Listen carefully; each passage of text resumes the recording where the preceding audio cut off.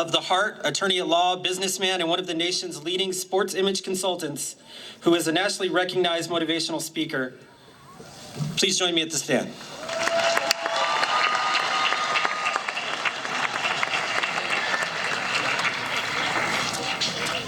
Good evening. What a bunch of beautiful people.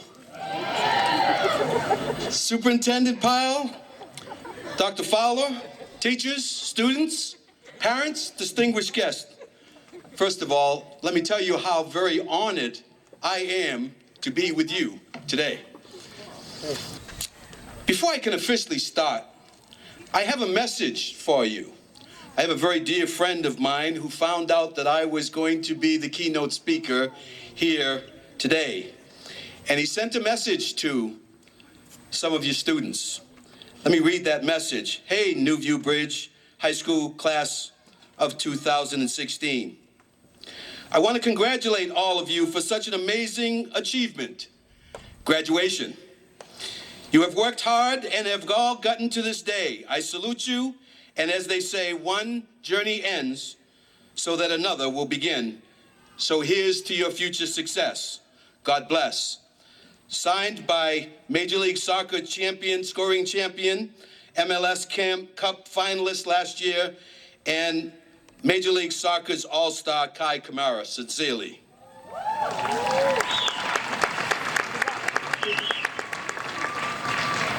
I'll send him the message. I will try to keep my comments fairly brief, for I know that there are very many important things to get done this evening. I mean, after all, we have diplomas to give out. We have awards to receive. We have so many important things, but I'm also very sensitive to the fact that there might be some empanadas still to be made. There's some international food to be eaten, and some carne asada is still on the grill. So let me go ahead and get through this, all right? It may seem a little strange to you, but to me, only a few years ago, I sat where you all sit. As a student, graduating, bursting with pride, just a sense of accomplishment. And you should all feel that pride and that accomplishment, but also a little bit of fear, just a little trepidation. What now? You might be asking yourself. Don't be concerned about that. Your parents and friends will tell you that throughout your life, many, many times, you will ask that question. And seemingly, you may not always have the answer, but the answer finds its way to you. Each of you will begin a new chapter in your life. For some, it will keep you very close. You will be close to home and around familiar surroundings. To others, it will take you to very far off places to experience and see things and people that you never even imagined. But don't worry, for all that is another chapter in your encounter for your success in your journey. You will be prepared when the time comes. Why? Because as I look around this stadium, I know that you have stared in the face of adversity and said, I will not be stopped. You have fallen, but you will get up, as you always have. You will use your innate gifts on your journey to success, and they will take you to incredible heights. It is amazing when you think of what you can do. All you need to do is believe. All you need to do is believe. You believe in yourself. You believe in the gifts that are given to you. And all that you wish will come true. Allow me for just a second to digress. I grew up in a small town in Cape Cod, Massachusetts, in the shadows of public housing, one of 6 children from parents who came from a generation of immigrants. They came to this country with a dream. They came so that their children and their grandchildren could become anything that they wanted to be. Some people will tell you, and you've probably heard, you know, one of these days, you will be somebody. I got news for you. You are already somebody. You see, what you have done is you have accomplished something that less than 6% of the world's population will ever accomplish, and that is you have graduated from high school. For many of you, you will be about to accomplish what less than 1% of the world's population will ever accomplish, and that is to get a college education. But I will tell you this, it's not without its ups and downs.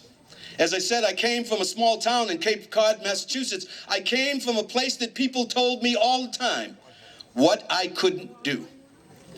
Matter of fact, one person comes to mind, a guidance counselor, who told me in my younger days, she asked me the question, "What would you like to be, Rico?" I said, "I want to be a lawyer." And she laughed. She laughed and she said, "Oh, don't be a dreamer." I disagreed with her then, and I disagree with her now. In life, dream big and dream often.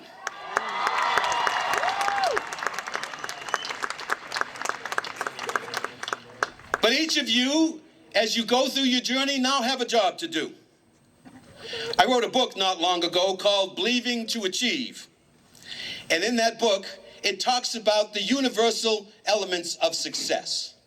Now, I don't know everything that there is to know about success, but I can tell you some things, and hopefully each of you will take some tools with you on your journey to success. First, do not be swayed by the perceptions of others or limited by the voices that ever tell you what you cannot achieve. Second, do not be persuaded by the limitations of others or by your own failures.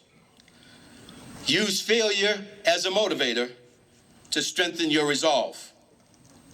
Do not be afraid of the unknown.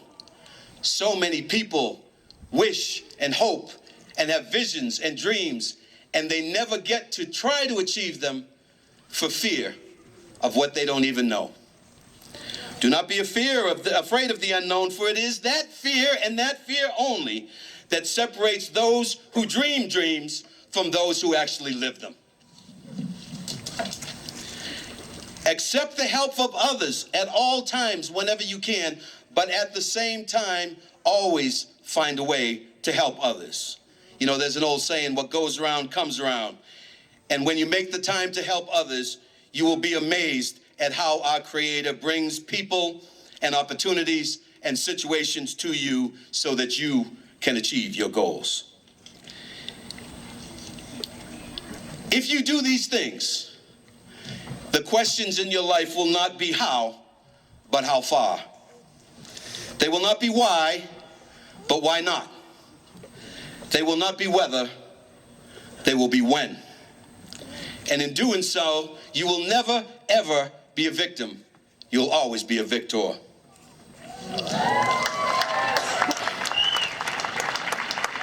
I leave you with 3 more keys. Live by the 1/122nd of a second rule. Not a second, not a 25th of a second, 125th of a second.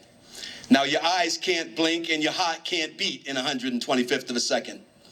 But in that period of time, your brain can ask, process, think about, and answer the question, how might my next action affect the rest of my life? I tell you this, listen twice as much as you speak. You see, our Creator made us that way. He made us with 2 ears and 1 mouth so that we can listen twice as much as we speak. Keep your vision, but never sell your soul. Believe to achieve in all that you do. By doing these things, you will stretch the very limits of your ability to achieve whatever dreams you have in front of you. And finally, love yourself, love others, and most importantly, love your God. Thank you very much.